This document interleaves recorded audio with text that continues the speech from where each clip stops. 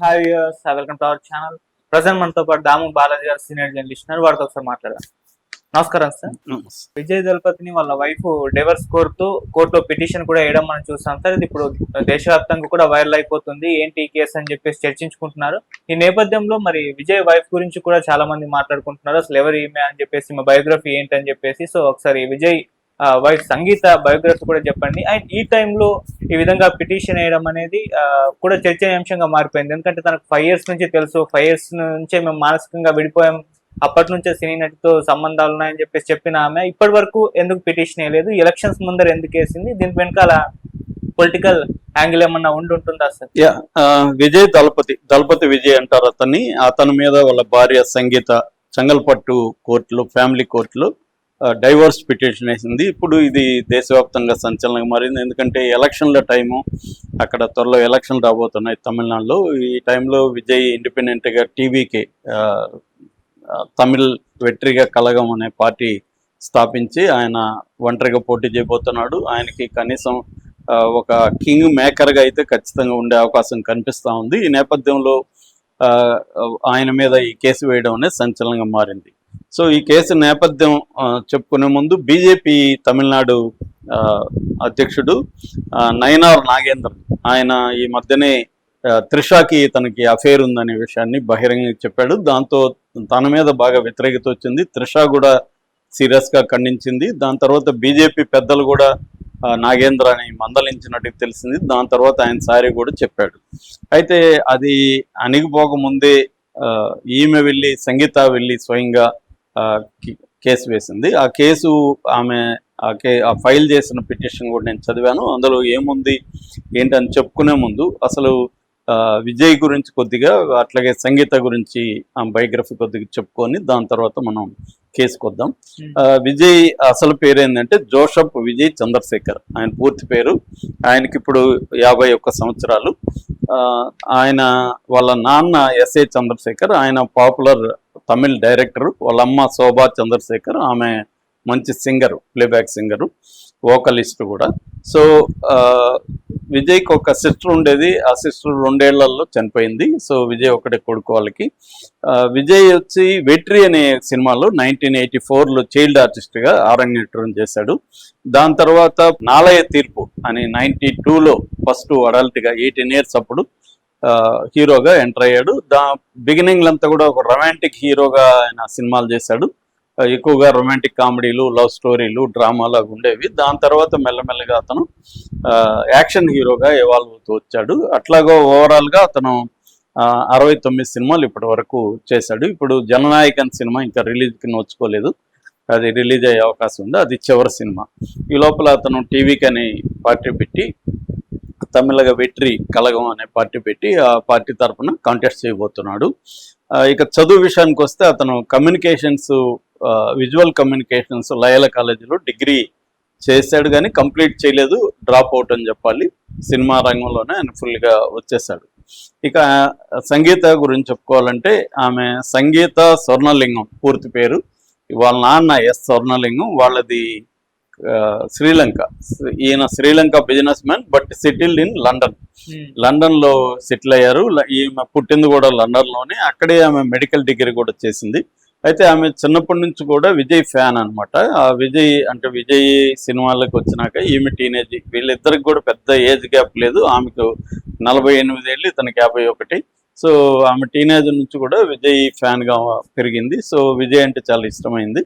అలాగా ఇతను పువ్వే ఉనకాగా అనే సినిమా 96లో రిలీజ్ అయింది. ఆ సినిమా సందర్భంగా అది పెద్ద హిట్ అయింది. ఆ సినిమా సందర్భంగా ఆమె విజయ్ని అభినందించడం కోసం అది పనిగా ఫ్లైట్లో లండన్ నుంచి చెన్నై, అప్పట్లో మద్రాస్కి వచ్చింది. వచ్చి విజయ్ని అభినందించిన, షూటింగ్కి వెళ్ళి విజయ్ని పలకరించి, ఇట్లా నేను మీ అభిమాని లండన్ నుంచి వచ్చాను, మిమ్మల్ని అభినందించడం కోసం వచ్చానని పలకరించేసరికి అతను షాక్ అయ్యాడు. అంటే ఒక అమ్మాయి ఎవరు లండన్ నుంచి నా కోసం అభినందించడం కోసం వచ్చిందనేసరికి అతను కొంత ఇదిగా ఫీల్ అయ్యి మా ఇంటికి రండి అని ఆహ్వానించాడు. అలాగే వాళ్ళ ఇంటికి వెళ్ళింది. అట్లా ఇంకా వాళ్ళ ఇంట్లో వాళ్ళతో పరిచయాలు ఏర్పడినాయి. ఇంకా వాళ్ళ పేరెంట్స్తో కూడా మాట్లాడిచ్చారు. అలాగా ఫ్యామిలీ ఫ్రెండ్ లాగా ఈ అమ్మాయి అయిపోయింది. అప్పటి నుంచి రెగ్యులర్గా రావడంతో విజయ్ కూడా ఈ అమ్మాయిని పెళ్లి చేసుకుంటే బాగున్నాయి, ఇంట్లో వాళ్ళు కూడా చెప్పారు, రే ఈ అమ్మాయిని పెళ్లి చేసుకో బాగుంటుంది అన్నట్టుగా. దాంతో ఆ అమ్మాయి ఏమో హిందువు, ఇతనేమో క్రిస్టియను. సో అయినా కూడా వాళ్ళ పేరెంట్స్ ఒప్పుకున్నారు. సో వీళ్ళు వెళ్ళి లండన్కి వెళ్ళి వాళ్ళ ఇంట్లో వాళ్ళ పరిసరాలను చూసి వచ్చారు. అలాగా అది లవ్ అండ్ అరేంజ్డ్ మ్యారేజ్ అని చెప్పుకోవచ్చు. అలాగా వాళ్ళిద్దరికి 1999 ఆగస్టులో పెళ్ళయింది. ఇంటర్ ఫెయిత్ మ్యారేజ్ అంటారు దీన్ని. అలాగే రెండు పద్ధతుల్లో కూడా పెళ్లి చేసుకున్నారు. క్రిస్టియన్ పద్ధతిలో, హిందూ పద్ధతిలో పెళ్లి చేసుకున్నారు. అది పెద్ద హడావిడి లేని పెళ్ళి అని చెప్పుకోవచ్చు. సో అలాగా ఈమె భారీగా వచ్చింది. అయితే ముందు నుంచి కూడా ఆమె ఏంటంటే ఆమె నేచరు ప్రైవేట్ పర్సన్ అనమాట. ఆమె పబ్లిక్లో పెద్దగా తిరగడం కానీ ఇది చేయడం ఆమెకి ఇంట్రెస్ట్ ఉండదు. అలాగా ప్రైవేట్గా ఉండింది. వాళ్ళకిద్దరికి ఇద్దరు పిల్లలు పుట్టారు. 2000 సంవత్సరంలో జేసన్ సంజయ్ అనే ఒక బాబు, ఆ అబ్బాయికి ఇప్పుడు 26 ఏళ్ళు. అట్లాగే దివ్య షాషా అనే పాప 21 సంవత్సరాలు, 5 ఏళ్ళ గ్యాప్ ఉంది వాళ్ళకి. సో వాళ్ళిద్దరు కూడా ఇప్పుడు లండన్లో చదువుకుంటున్నారు. ఈమె కొంతకాలం ముందే లండన్కి షిఫ్ట్ అయిపోయింది, విజయ్తో లేదని వార్తలు వచ్చాయి. సో ఇది ఈమె బ్యాక్గ్రౌండ్. ఇక త్రిషాతో విజయ్కి అఫేర్ అనేది ఎప్పటి నుంచో ఉంది. ఎందుకంటే త్రిషాకి ఇప్పుడు 42 ఏళ్ళు. త్రిష విజయ్తో గిల్లీ 2004లో ఫస్ట్ సినిమా, ఆ తర్వాత ఆది, తిరుపాచి ఇలాంటి సినిమాలు చేసింది. దాని తర్వాత వీళ్ళిద్దరి మధ్య 2004, 2005 ప్రాంతం నుంచి స్టార్ట్ అయింది. వీళ్ళిద్దరికి అఫైర్లు ఉన్నాయని పుకార్లు. దాంతో వీళ్ళిద్దరు కూడా సినిమాలు చేయడం ఆగిపోయింది. ఆ తర్వాత 15 years గ్యాప్ తర్వాత మొన్న లియో అనే సినిమాలో 2023 లియో అనే సినిమాలో మళ్ళీ చేశారు. మళ్ళీ అక్కడి నుంచి మళ్ళీ కూడా వీళ్ళిద్దరి మీద అఫైర్లు ఉన్నాయని వీళ్ళిద్దరూ కూడా కలిసి తిరగడం, ఆ మధ్య కీర్తి సురేష్ పెళ్లికి గోవాకి ఇద్దరు ఒకే ప్రత్యేక ఫ్లైట్లో వెళ్ళడం, ఇవన్నీ వీళ్ళిద్దరికి అఫైర్ ఉన్నట్టుగా. ఎందుకంటే తన బర్త్డేకి ఓపెన్గా విషెస్ చేయడం, వీళ్ళిద్దరు కలిసి విదేశాలకు వెళ్ళడం, ఇలాగా కొన్ని జరగడంతో వీళ్ళిద్దరికి అఫైర్ ఉందనేది ఎప్పటి నుంచి అంటున్నారు.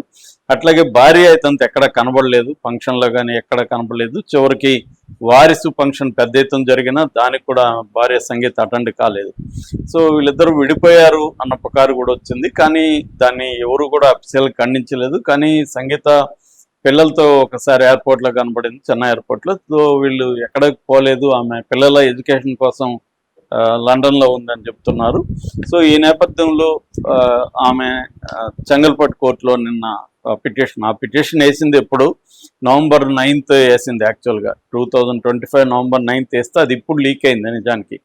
అంటే ఇప్పుడు లీక్ అవ్వడం వెనక ఖచ్చితంగా రాజకీయాలు ఉండే అవకాశం ఉంది. ఆమె రాజకీయంగా వేసి ఉండకపోవచ్చు, ఎందుకంటే నవంబర్లో 2025లో వేసింది. వేసిన దాన్ని ఇప్పుడు ఎందుకు లీక్ చేశారంటే ఇది రాజకీయంగా విజయ్ని దెబ్బతీయడం కోసం లీక్ చేసినట్టుగానే క్లియర్గా అర్థమవుతుంది. సో ఆమె దాంట్లో ఏం చెప్పిందంటే, నాకు 2021 నుంచి తనకి వేరే వాళ్ళతో అఫేర్ ఉంది, extra marital adulterous relationship with a leading female actor అని ఉంది దాంట్లో వాక్యాలు. త్రిషా పేరు లేదు, కానీ జనాలకు అర్థమైంది త్రిష అని. సో ఆమె చెప్పలేదు. సో ఇతను నన్ను అప్పటి నుంచి మెంటల్గా బాధ పెడుతున్నాడు, నో మెర్సీ నో రిమోర్స్ అని కూడా రాసింది. నో మెర్సీ దయలేదు, రిమోర్స్ అని పశ్చాత్తాపం లేదు.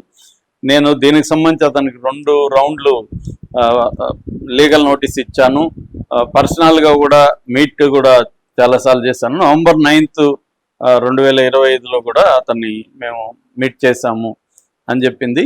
సో ఇది special marriages act 1954 special marriages act కింద ఈమె అప్లై చేసింది. ఇతను మెయిన్గా ఏంటంటే అడల్టరీ అంటే వేరే వాళ్ళతో అఫేర్ పెట్టుకోవడం, 2 మెంటల్ క్రుయాలిటీ, నన్ను మానసికంగా హింసించాడు, 3 డిజర్టేషన్, నన్ను వదిలేశాడు. ఈ 3 గ్రౌండ్స్ కింద ఆమె ఈ పిటిషన్ ఫైల్ చేసింది. కోర్టు ఏమనిందంటే, కోర్టు ఫ్యామిలీ వెల్ఫేర్ కమిటీకి వెళ్ళాలని రికమెండ్ చేసింది. మామూలుగా ఇలాంటి జరిగినప్పుడు కోర్టులు ఏం చేస్తాయంటే ఒకసారి ఫ్యామిలీ కౌన్సిలింగ్కి వెళ్ళమంటారు ఇద్దరిని. సో అలాగా అప్పీల్ చేసింది. అట్లాగే దీన్ని ఏప్రిల్ 20వ తేదీకి పోస్ట్ పోన్ చేసింది. 2026 ఏప్రిల్ 20వ తేదీ ఇది రాబోతుంది. సో ఇది ఆమె అంటే క్లియర్గా ఆమె ఎప్పుడో ఇది చేసిన పిటిషను, ఇప్పుడు దీన్ని బయట వీళ్ళు పెట్టినట్టుగానే అర్థమవుతుంది.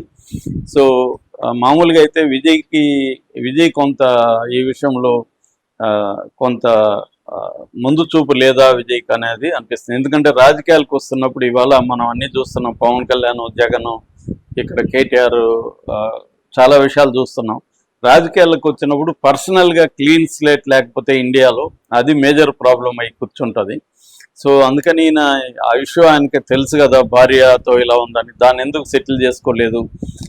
పొలిటికల్ కెరీర్ ఇప్పుడు ఖచ్చితంగా అది విజయ్కి బ్యాడ్గానే అవుతుంది. ఎందుకంటే భార్య ఇలాగనిందంటే ఖచ్చితంగా తను భార్యతో కాపురం చేస్తూనే ఆమెకు విడాకులు ఇవ్వకుండానే త్రిషాతో తిరగడం కరెక్టా, ఇలాంటి క్యారెక్టర్ తమిళనాడుకి ఏం చేస్తాడు అనే వెర్షన్ ఇప్పుడు నెరేటివ్ బయటకు వెళ్తుంది.